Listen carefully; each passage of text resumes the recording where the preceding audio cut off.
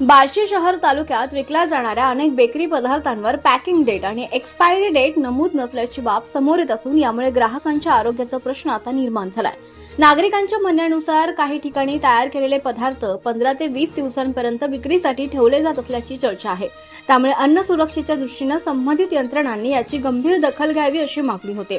विशेषतः दुधापासून तयार होणारे केक, पेस्ट्री, क्रीमयुक्त पदार्थ, मिठाई आणि इतर बेकरी उत्पादनांची साठवण क्षमता आणि वापराची मुदत किती आहे याची चौकशी होणं आवश्यक असल्याचं नागरिकांचं मत आहे।